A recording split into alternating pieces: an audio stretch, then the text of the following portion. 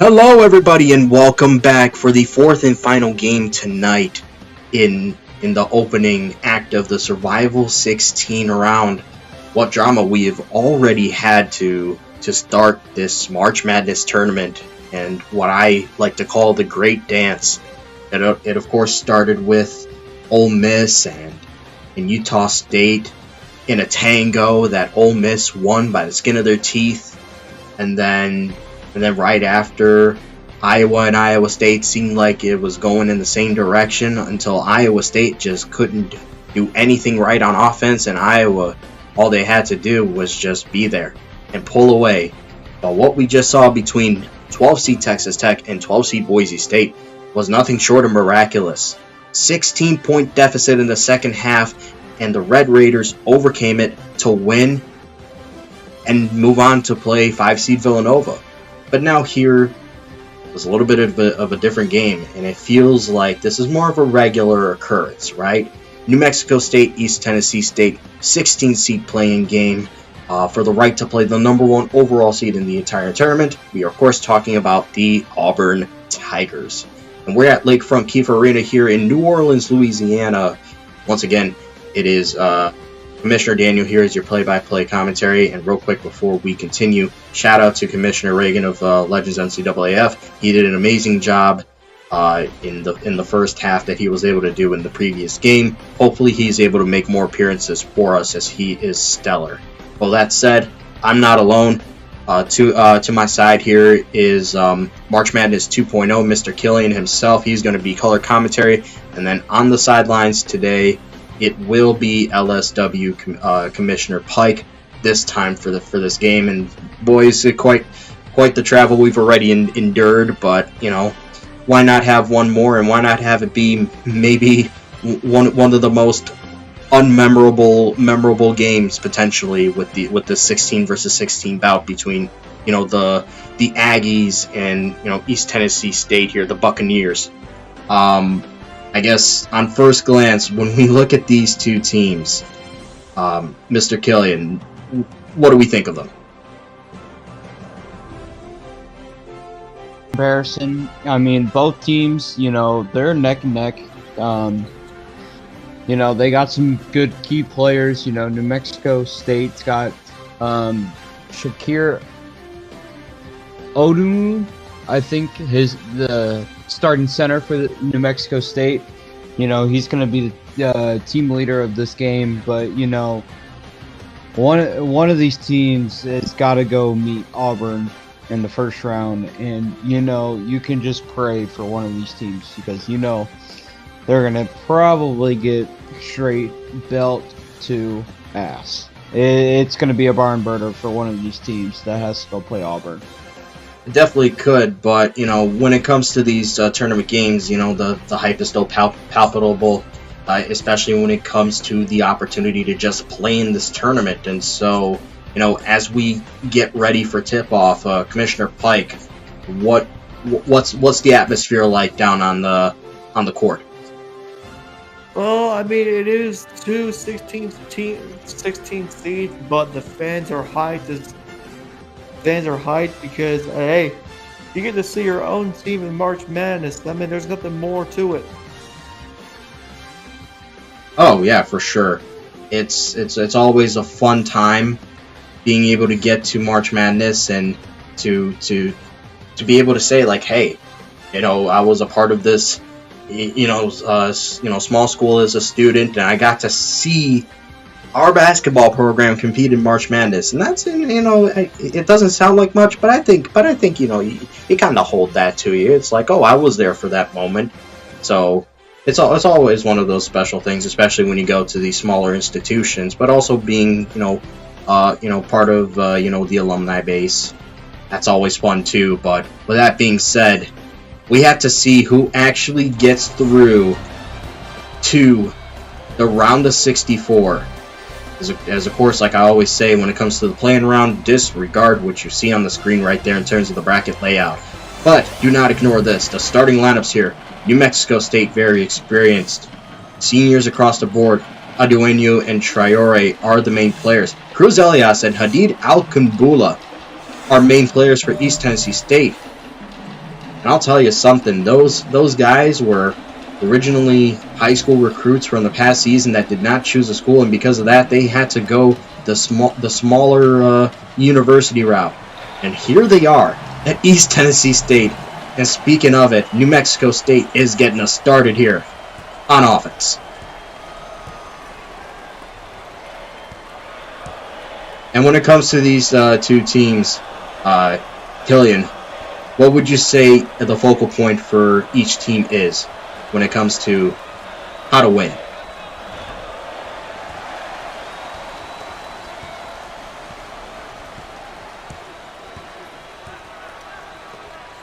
I don't know if my question came through or not. It may have not. Fellas, are you there? I'm here. I'm not going. My brother disappeared all of a sudden, but it is what it is. Just wait for him to come back. Turner on hook shot does not fall down. I believe that was Traore. And so, honestly, this is an interesting showcase here of two high school recruits from the past season that could have been on better programs, but they'll get to showcase their talents here. As that's Cruz Elias getting that layup to go, and the Buccaneers are on the board first. Already turnaround jump shot. What a take by Salazar.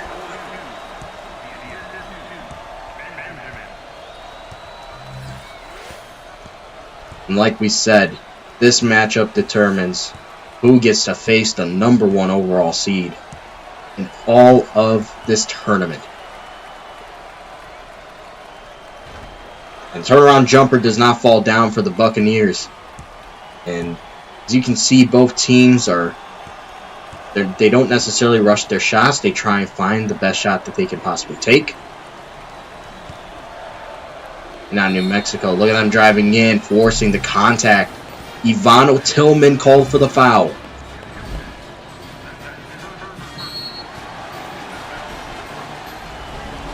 And yep, just still waiting on Mr. March Madness 2.0 to be back. I'm not sure what happened.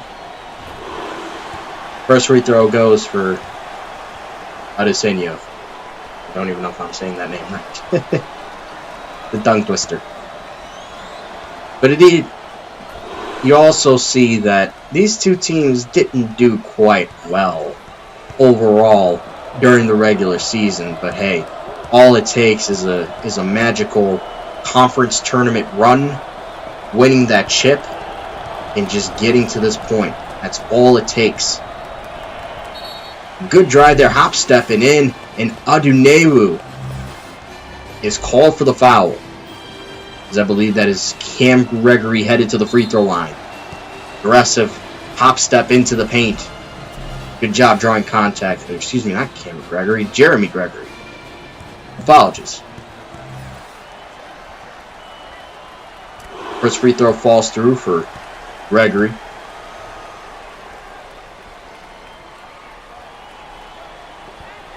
I'm just going to check real quick. Oh, alright, he is back.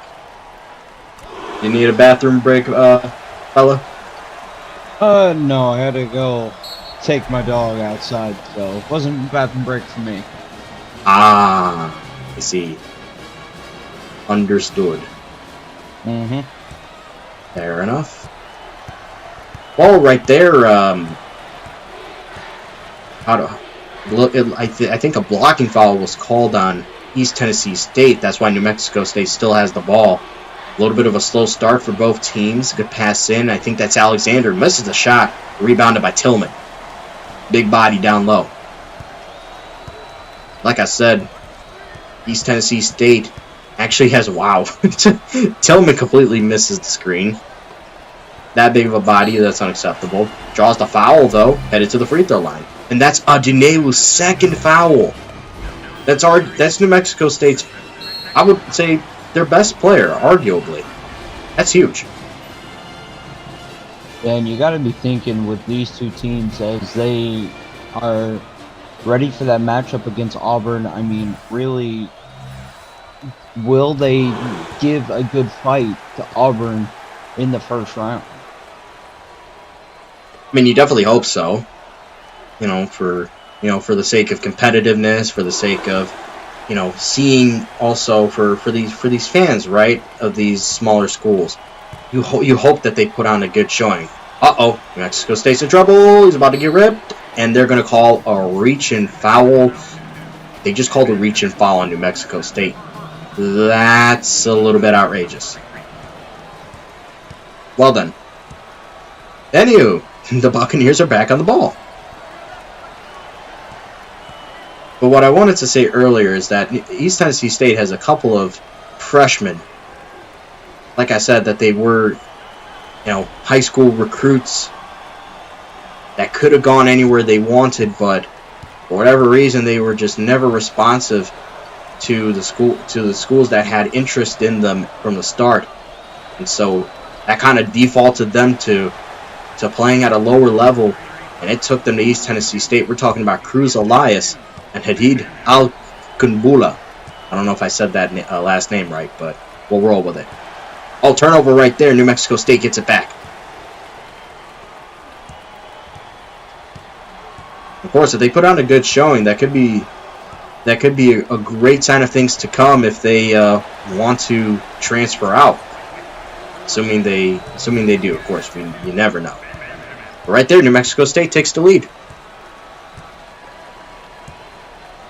And I guess, I don't know what else we can really talk about with this game, but let's do this.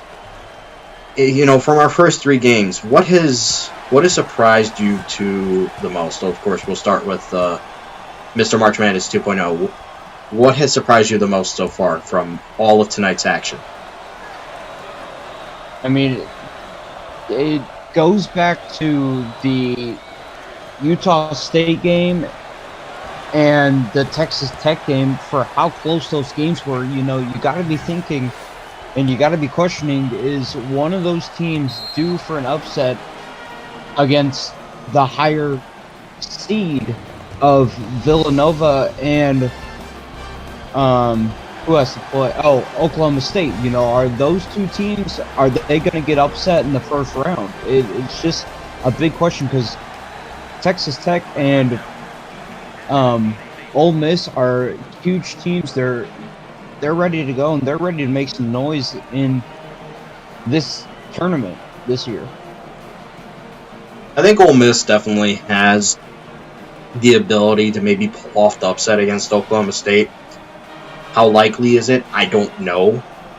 But I think when it comes to the teams that have made it through to the next round so far, to the round of 64, you have to say that Iowa is right now the most dangerous. If I'm Missouri, I'm a little worried that what happened last season may repeat. And that is, they were in a tough struggle with that Iowa team, gave them a great fight, but just in the end, the Hawkeyes pulled through. It could very well happen again this time around. Good little hook shot right there by the Bucks. I already said my piece on Ole Miss. Texas Tech, it was a great comeback effort. I just do not think that'll translate to a game against Villanova. I just do not see it. And the reason for that is because Villanova is just simply put a much better team than Boise State, especially this time of year.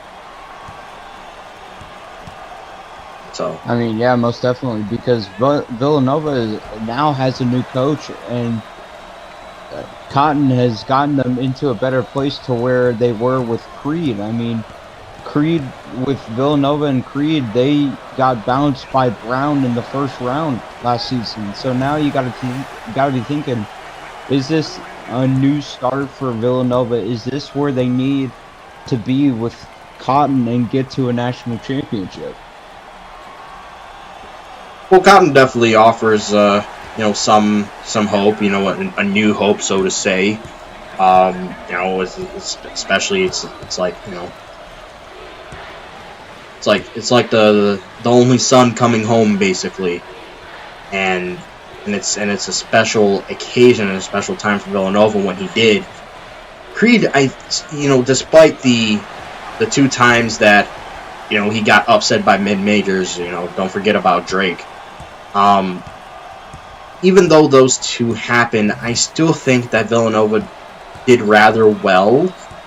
Again, I can't completely ignore what they were able to do in those regular seasons because they were stellar. Just they were just not outmatched. They were just out-schemed.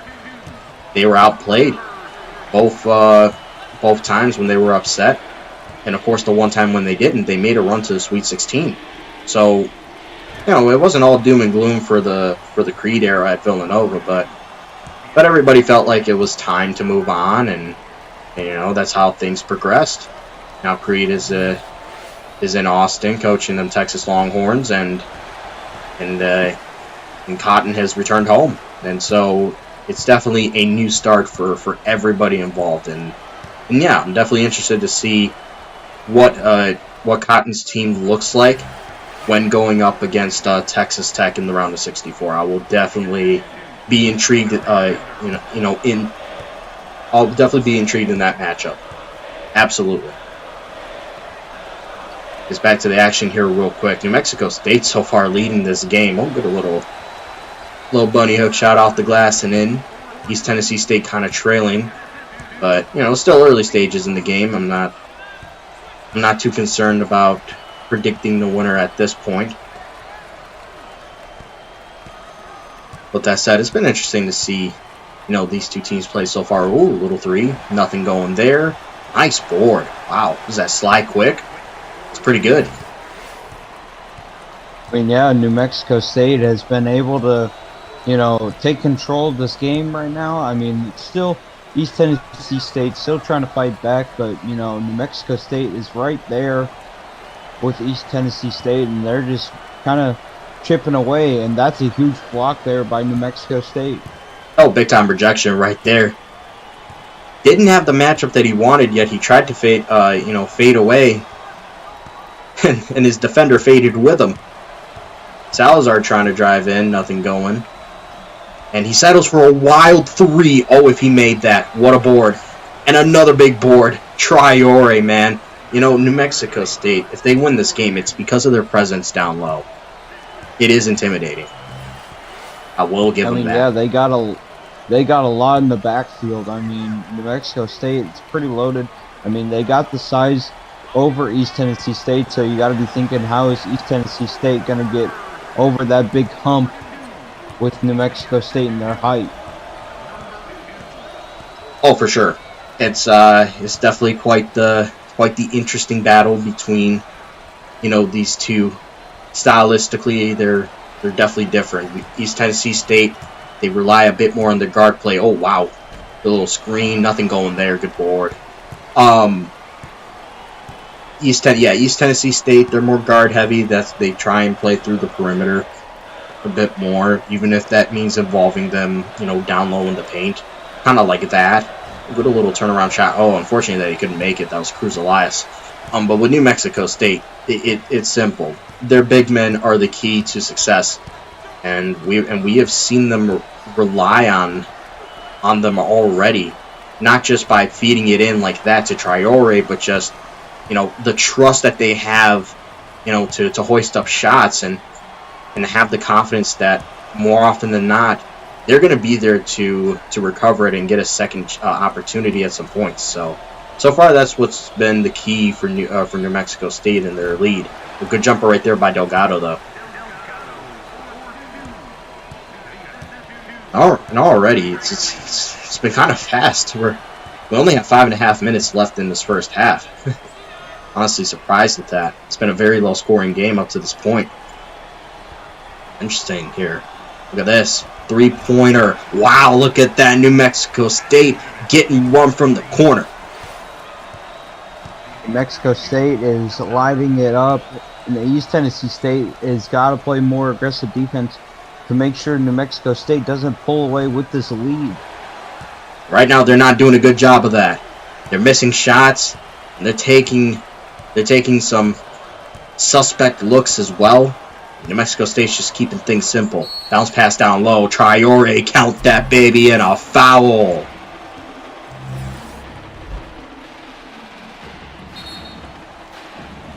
Absorbed the contact, floated it up, And that's why Traore is a feared man so far in this contest.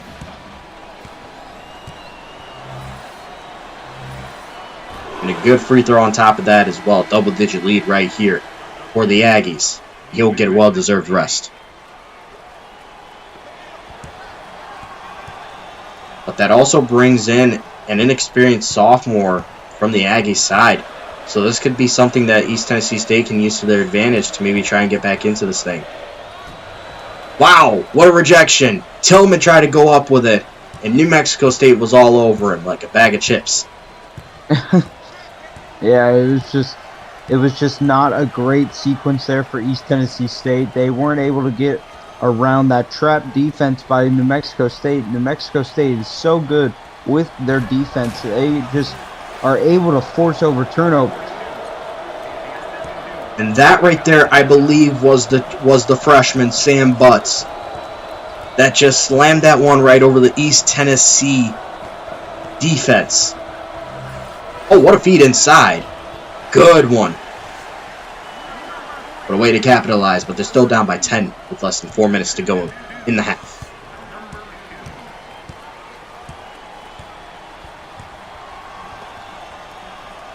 Passing this thing around, Salazar bodying up, and he is called for that. That's got to be a charge call. I'm not sure if that warranted that kind of whistle. Okay, then. I don't agree with the call. If you look back at it, he was throwing the elbow, so, I think it was the right call, but good move there for East Tennessee State. Yeah, good point. I didn't necessarily quite look at the elbows. He may have. So if that's the case, good call by the refs. But yeah, East Tennessee State went coast to coast after that. It was a good possession. Now, corner three. That time doesn't fall, but Traore, of course, with the rebound. And a one-handed slam.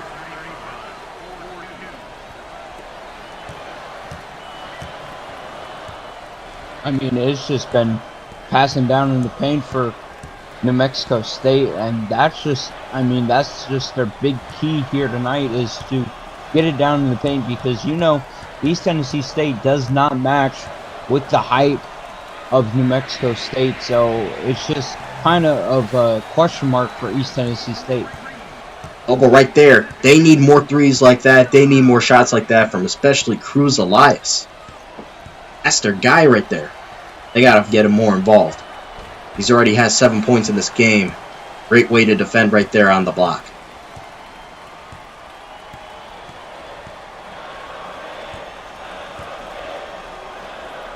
And Kumbula with the three way off.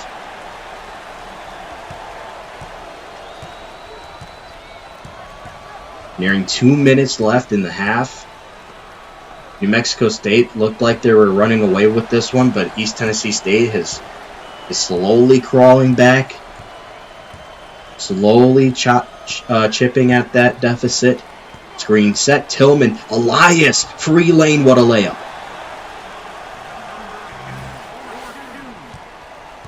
As you can see, East Tennessee State is actually shooting fairly well. Or the reason why they're down is simply put, second opportunities that they're allowing. Oh, what a monster block right there by Ivano Tillman. You're right. That was a huge monster block. And maybe that's what East Tennessee State needs to get back in this game. They kind of chopped down in New Mexico State's lead, so they're trying to get back into this game before halftime. Absolutely. And right there, the inbound pass knocked away and taken away. I guess real quick with less than a minute and a half left in this game, Ivano Tillman goes up with it and draws the foul on Sam Butts. Commissioner Pike, it feels like the momentum is shifting in terms of East Tennessee State's favor. How is that reflecting on the sideline? Well, New Mexico State's coach over here is trying to figure out who plays and all that, but of course East Tennessee over on the other side trying to keep up the same momentum. They're still trying to do the same play calls all the time. Because if it ain't broke, don't fix it. Yeah, for sure. And it seems like what they've been doing on the last few possessions is has definitely worked out. Defensively, they made a few adjustments, and right now they're surging. Simply put, a lot of pressure right here in New Mexico State. Whoa! Lazar drove in. Count that baby in a foul.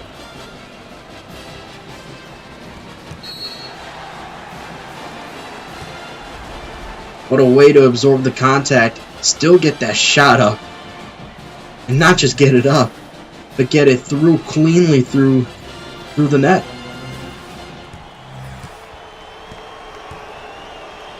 And a 3-point play chance right here for Lazar. He got it. That's actually kind of huge for New Mexico State right there.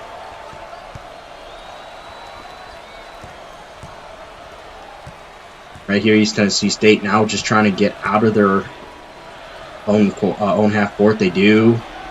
Deep 2 connects. Good take by Seymour.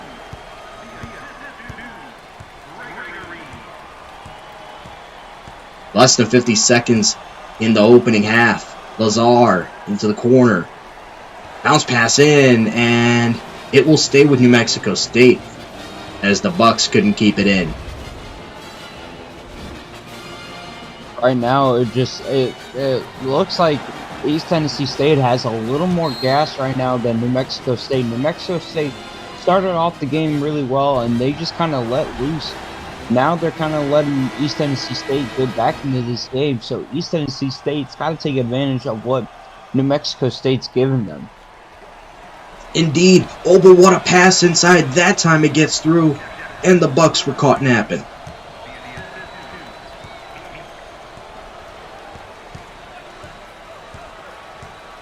Shot clock still on here. Gumbula. Down low to Tillman. Tillman winds up, and it spins in for him. Still an opportunity here for the Aggies to strike.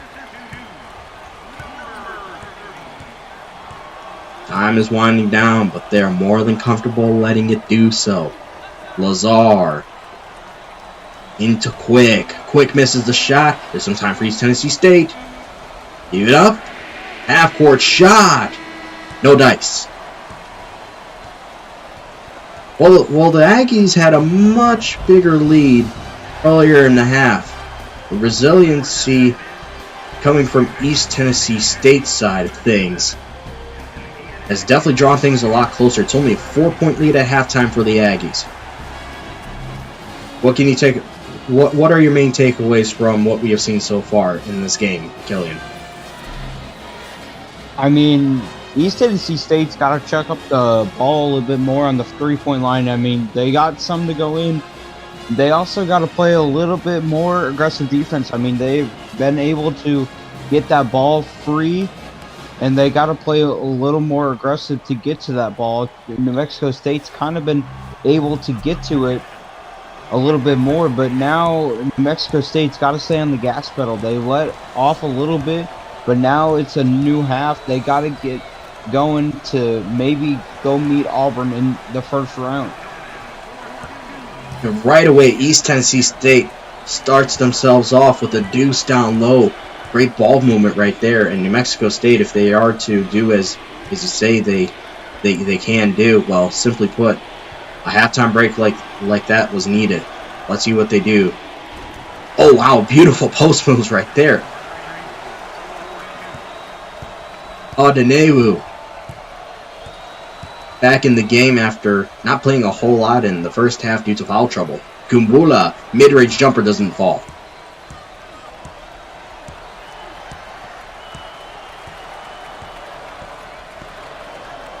Aggies, of course, matching East Tennessee State with the tempo. Traore, quick shot, it goes.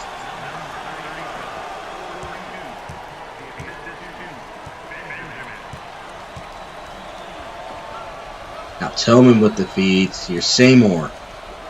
Back to Tillman. Tillman fadeaway shot. No dice.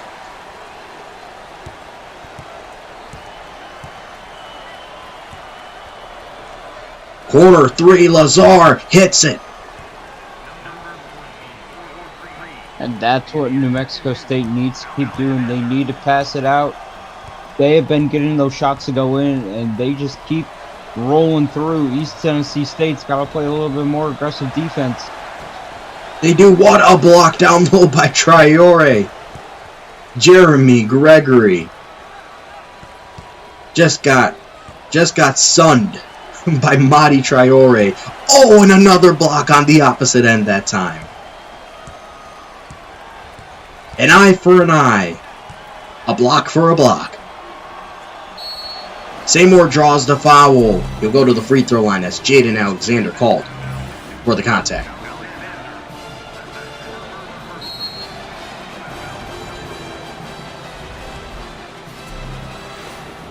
Quick rebuilding of the lead that they had before. Talking about New Mexico State. But still, the Bucks have to remain resilient. Missing free throws does not fall into that category, though.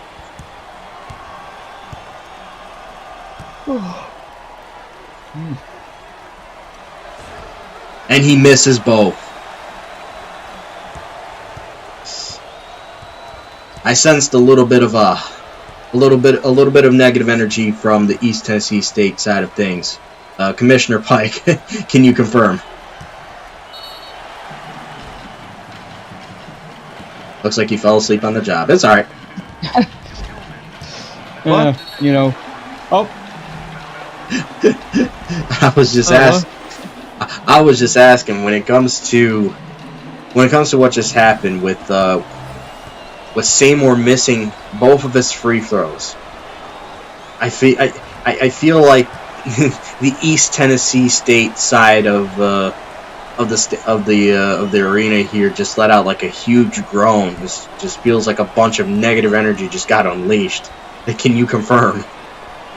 I can absolutely confirm that. Oh my goodness. Well, can you also confirm whether or not it's the same thing happened here for New Mexico State? Because the same thing just happened.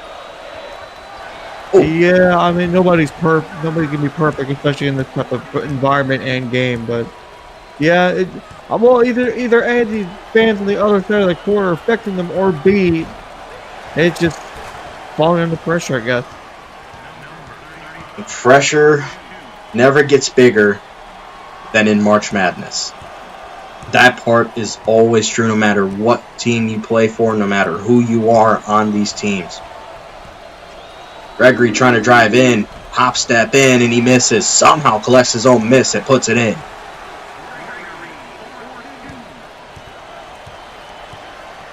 So a long ways to go in this game, but the Buccaneers have trailed for majority of it. Traore almost made that three. Alexander picks it up, misses the two. I don't think that was Alexander. Oh, no, yeah, it was Alexander.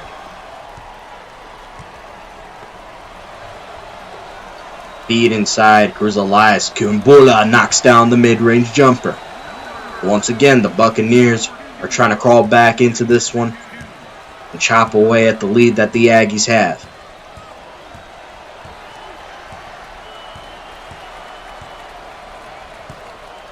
Does anything seem different in terms of both of these teams' approaches at all, Mr. Killian?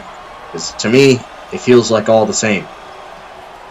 I mean, it's kind of been the same throughout the first half. I mean, New Mexico State puts up a shot, they're able to get that rebound. It's just kind of seeing what East Tennessee State can do against the height of New Mexico State. But, I mean, really, it's just been kind of the same. Nothing's really changed. New Mexico State's been able to keep the lead, and just sloppy basketball by East Tennessee State. It definitely has been pretty sloppy. Mexico State has been rather tight on defense. Traore knocks down the two ball. Madi Traore has been excellent so far today. I'll have to keep it a buck with you. I mean, yeah, it's definitely been the big man for New Mexico State that's been really keeping it with New Mexico State. It really has. He's been so good.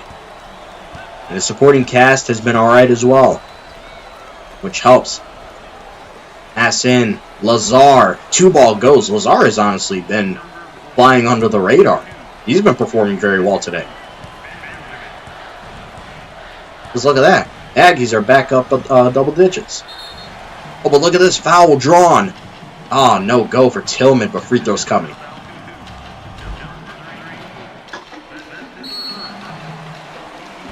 And that is Odunewu's third foul. And Traore is going to go get himself a rest. And if the East Tennessee State continues to try and attack Odunewu, that's going to be a short time on the bench. Missed free throw there by Tillman.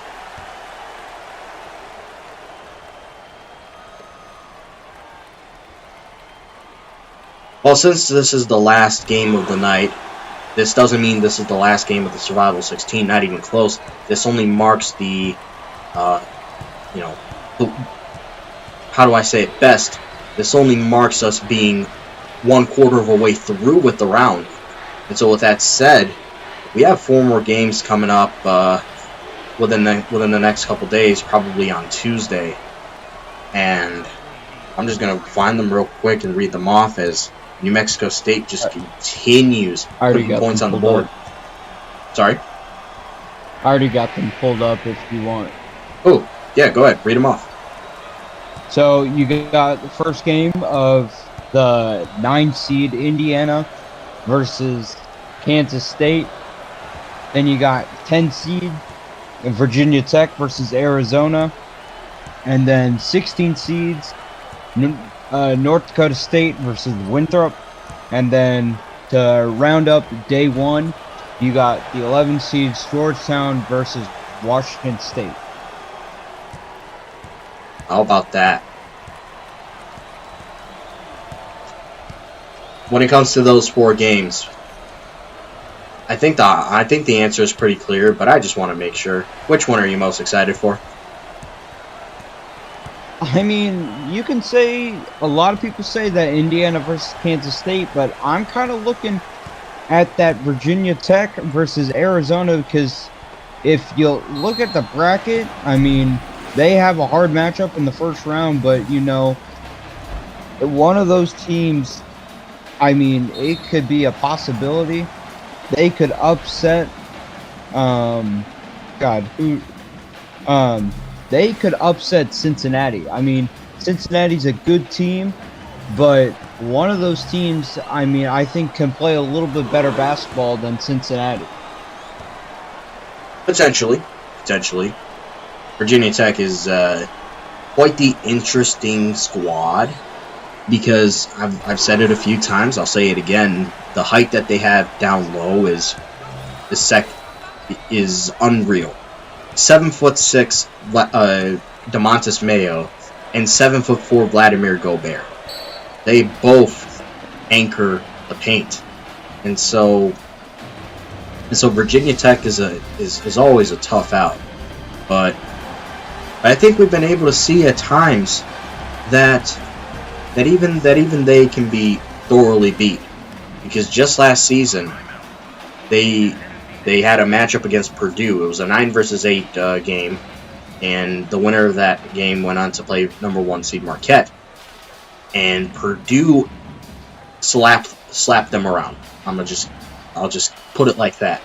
They won that game thoroughly. There was no doubt about it, about their win. It was dominant.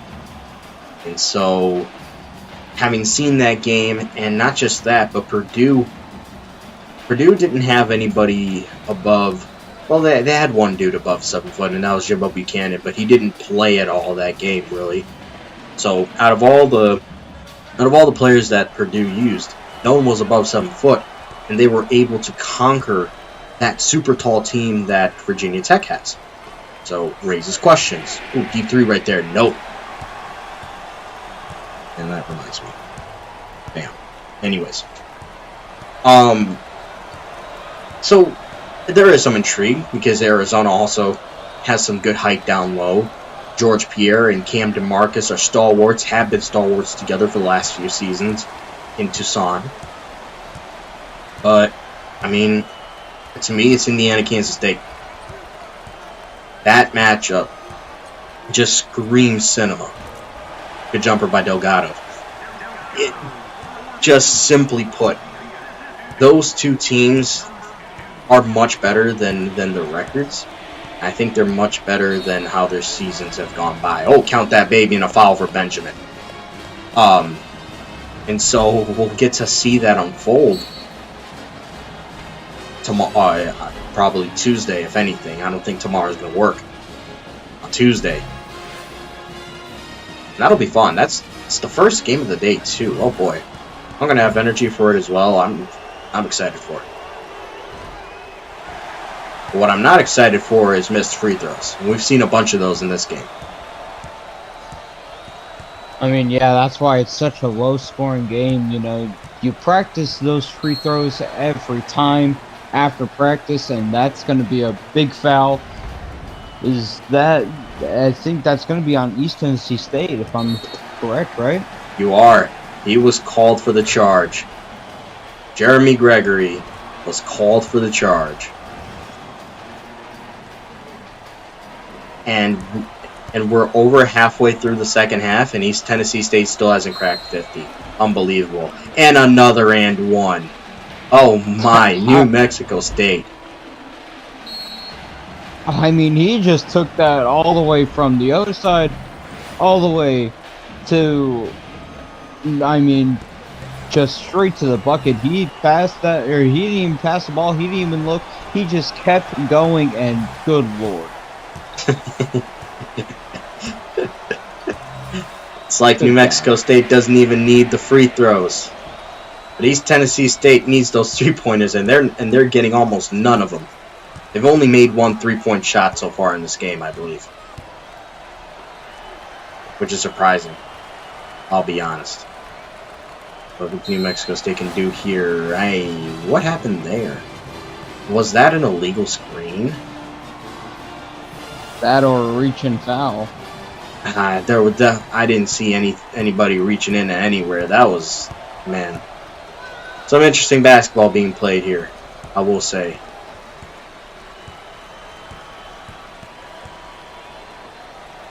Can East Tennessee State build some sort of momentum at all? They've been playing so stagnant, so rigid this game, and they're missing shot after shot. This is an uninspiring performance. Let's just put it simply. It's uninspiring. But New Mexico State's performance, apart from missing free throws and missing that, it's actually been kind of inspiring. And hey, gives the New Mexico State alumni and students something to talk about. Ooh, good rebound there. Nice putback there by Gregory. I mean, the question is New Mexico, I know it's kind of still early, but is New Mexico State gonna maybe shake it up against Auburn and maybe, question Auburn? Is Auburn gonna be, I mean, they're a great team, number 1 seed. I mean, only one loss during the season, but is New Mexico State gonna put a little dagger in Auburn? Well, if you're putting a little dagger in Auburn, that ain't little at all. That's basically burying the dang team. Yeah, there's no burying Auburn. Auburn's going to be burying this team, if anything. Can New Mexico State maybe give Auburn a run for their money for maybe the first 3 minutes of the game? Possibly. That's what I was trying to get at. Just could not figure out my word. That's alright. Auburn may struggle with them a little bit. It tends to happen usually in March Madness. More often than not, teams, try and find their footing. It takes a little bit to regain momentum. Geez, what a block! It sometimes takes a little bit to regain momentum and into shake off the a little bit of rust because it's I mean, you can say that, but I mean, it's like, these big teams, like Auburn, North Carolina, it's just, and also just Creighton, these teams have been here at the top, and they've been dominant for multiple seasons. But it's just kind of the question on, is if you can't get the job done, if you can't get to that national championship for being good for consecutive years and consecutive seasons, when is the time to maybe start thinking about maybe looking for a new coach, or is it just something else that needs to be done for these programs to get to the national championship? I guess part of that is a little bit warranted. You play to win, and if you continuously come up short, yes, it gets a little tiring. But to put things into perspective, it's extremely hard to get to the Final Four, let alone the national championship game. And it's Final Four for a reason. It's the last 4 teams standing throughout the country. It's the best of the best, and it's hard to meet those expectations year in, year out. Of course, you'd want to strike, strike the pan while it's hot once or twice, of course. But I think more so, what also makes these seasons matter for these teams is also just the ability to win other hardware, conference, out of conference, bowl games. Failed alley-oop there. So not all is lost, but you definitely wonder, right? If you have great teams that just never make it to the Final Four. If you don't win a national championship, it's unfortunate, right? But not making to the Final Four, it also stings a bit. And that does taint legacies a little bit. I don't think it taints them over the top, but it definitely, how do I say it best? It doesn't leave as big of a mark as it could if they do pull off that feat, because it's special. Winning a national championship isn't easy by any means at all. Making it to the Final Four isn't easy at all. Even making it to the Sweet 16 and the Elite Eight, that's already a great group to be a part of. But really, from there, a lot of teams are playing with house money once they get to that point. So, the top of the top succeed. That's just how it is. And of course, that doesn't disallow miracle runs. But that also means if miracle runs do happen, that means more teams that have been expected to win aren't winning it. So, it's a double-edged sword at the end of the day. And I guess it's all about perspective as well. And if we're also talking about perspective, perspective tells me that it's Jover for East Tennessee State.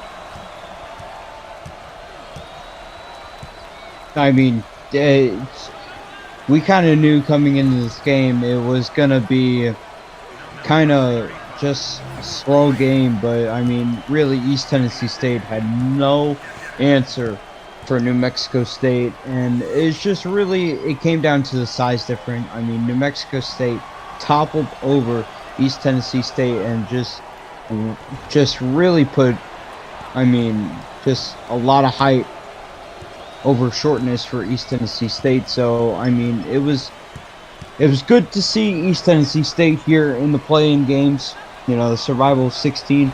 But now you're gonna see New Mexico State go meet Auburn in the round of 64, and God, you can only pray for New Mexico State against Auburn, because Auburn is a really, really dangerous team. And just pray for New Mexico State and their fans that maybe they can put something against Auburn. I think it's just one of those, you get through, you're happy with this win. A lot of teams, when they make it through to play a 1 seed, right? At that point, it's house money, and the history backs it up.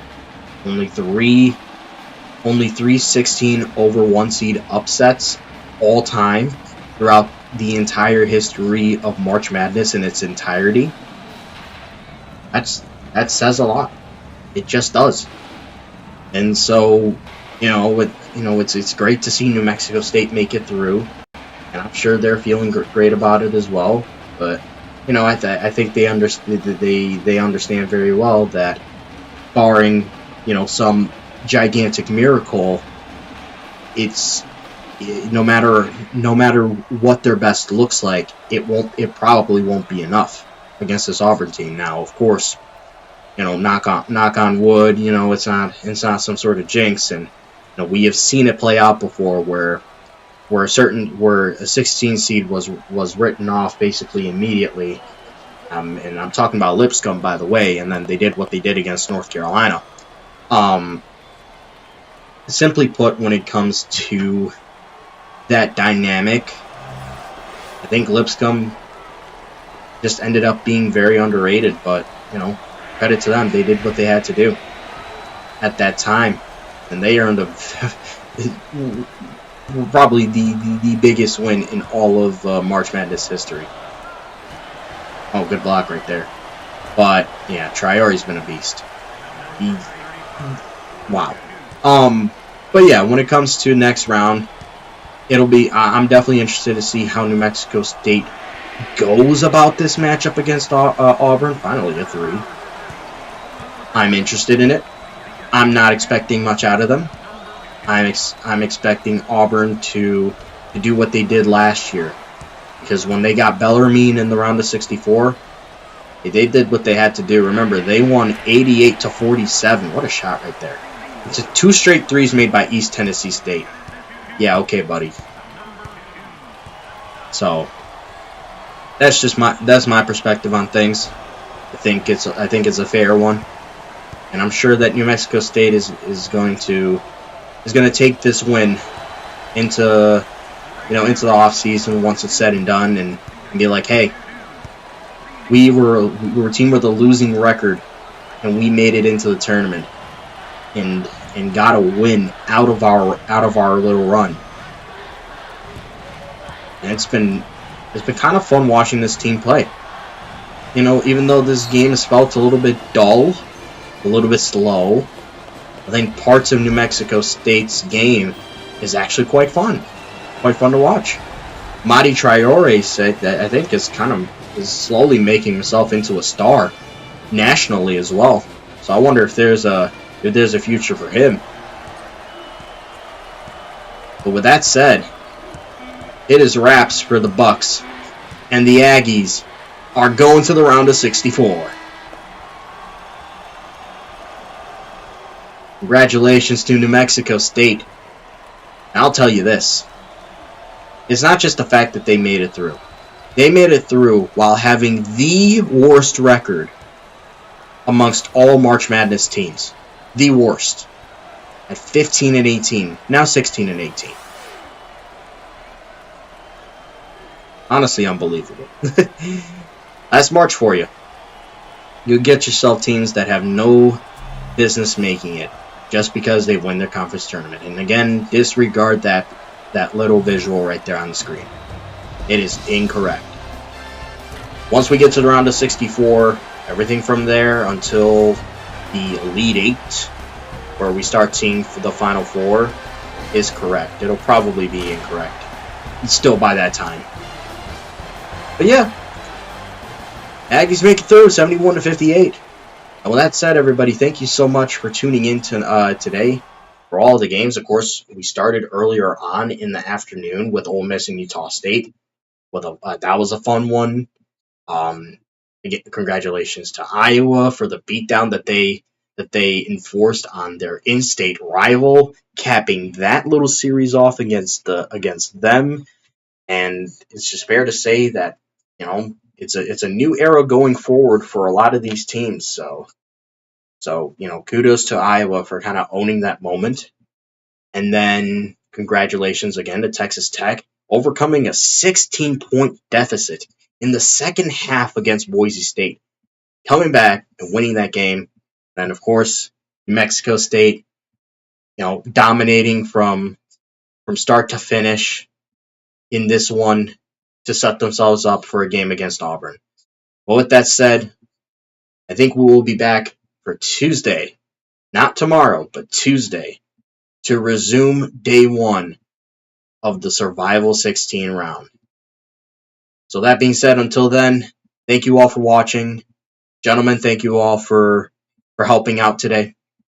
Truly. And with that said, everybody, have a good night. And we'll see you all back here again on Tuesday for the second half of day 1 of the Survival 16 playing round. This is the great dance, and it will continue to be great. See you all Tuesday.